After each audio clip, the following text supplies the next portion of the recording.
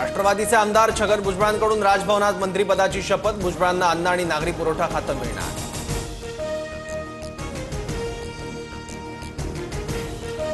8 दिवसांपूर्वीच मंत्रिपदाबाबत ठरलं, ज्याचा शेवट चांगला ते सर्व चांगलं। फडणवीस, शिंदे आणि अजित पवारांचे आभार। शपथ घेण्याआधी भुजबळांची प्रतिक्रिया। भुजबळांच्या कमबॅकमुळे नाशिकचं पालकमंत्रीपद राष्ट्रवादीकडे राहणार का, अशी चर्चा। महायुतीत सध्या नाशिक आणि रायगडच्या पालकमंत्रीपदाचा तिढा। एका भ्रष्ट मंत्र्यांच्या जागी दुसरा भ्रष्ट मंत्री येणार का, जनता अशीच भरडली जाणार का, असा काय नाईलाज आहे, अंजली दमानी यांचा सवाल।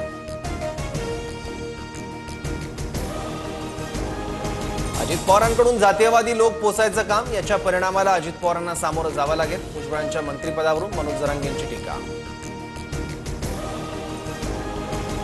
मंत्रिपदाची शपथ घेत असल्यानं भुजबळ समर्थकांकडून येवल्यात फटाके फोडून जल्लोष, तर नाशिकमध्ये भुजबळांच्या समर्थनार्थ बॅनरबाजी। पाकसाठी हेरगिरी करणाऱ्या ज्योती मल्होत्राचं चौकशीत सहकार्य नाही। ज्योतीची आतापर्यंत Haryana police, STF, NIA, IB कडून चौकशी। 11 दिवसात हरियाणा, पंजाबमधून पाकचे 12 गुप्तहेर पकडले। अनेकांचा पाकिस्तानी दूतावासाशी संपर्क। अटक केलेले सर्व गुप्तहेर 20 ते 35 वयोगटातील। पाकिस्तानसाठी हेरगिरी केल्याची हेर तारीफ याची कबुली। हरियाणाच्या नूहमधून हेर तारीफला अटक। सिरसा एअरवेजचा फोटो आणि व्हिडिओ देण्यास सांगितलं होतं, तारीफची कबुली।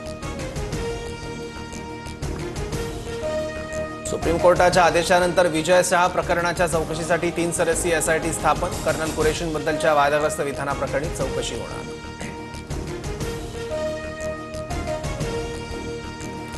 ऑपरेशन सिंदूरच्या खासदार शिष्टमंडळावरून शरद पवारांनी राऊतांना फटकारलं। स्थानिक राजकारण आणू नये अशी आमची भूमिका, शरद पवारांची प्रतिक्रिया। शेतकऱ्यांना सिबिल स्कोअर मागू नका, मुख्यमंत्री देवेंद्र फडणवीसांनी बँकांना फटकारलं। इथून पुढे जर बँकांनी सिबिल स्कोअर मागितले तर कारवाई करणार, मुख्यमंत्र्यांचा बँकांना इशारा।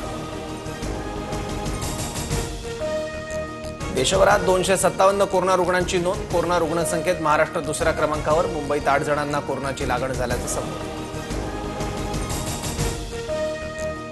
सिंगापूरमध्ये आठवड्यात 30% कोरोना रुग्णांची वाढ। हाँगकाँगमध्ये 10 आठवड्यात कोरोना रुग्णांच्या संख्येत 30 पट वाढ।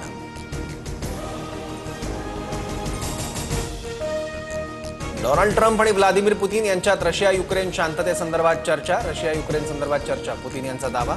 युक्रेनसोबत शांतता प्रस्थापित करण्यासाठी रशिया तयार।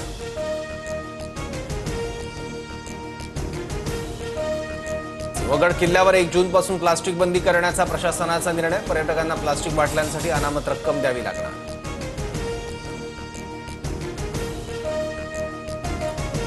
एसआरएचचा खेळाडू ट्रॅव्हिस हेडला कोरोनाची लागण। कोरोना झाल्यामुळे ट्रॅव्हिस हेड उर्वरित सामन्यांसाठी भारतात परतला नसल्याची माहिती।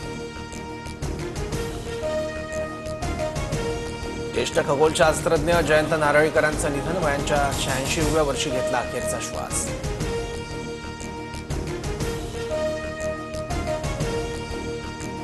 राज्यात 23 जिल्ह्यांना अवकाळीचा फटका। 23,331 हेक्टरवरील पिकांचं नुकसान। विदर्भासह मराठवाडा, पश्चिम महाराष्ट्र आणि कोकणातही काही जिल्ह्यांमध्ये पावसाने सोडवलं। राहता तालुक्यात वादळी वाऱ्यासह जोरदार पाऊस। वादळी वाऱ्यांमुळे मोठ्या प्रमाणात घरांचं नुकसान, तसंच झाड कोसळल्यामुळे वाहनांचंही मोठ्या प्रमाणात नुकसान। पुणे जिल्ह्याच्या खेड आणि शिरूर तालुक्यात ढगफुटी सदृश्य पाऊस। अनेक ओढे नाल्यांना पूर, शेतीमालाचंही प्रचंड नुकसान।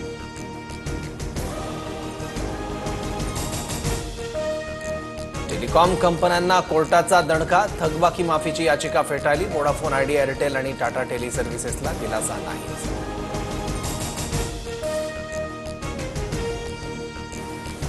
लखनौचा खेळाडू दिग्वेश राठी एका सामन्यासाठी निलंबित। दिग्वेशला सामन्याच्या शुल्काच्या 50% दंड, तर अभिषेक शर्माला 25% दंड।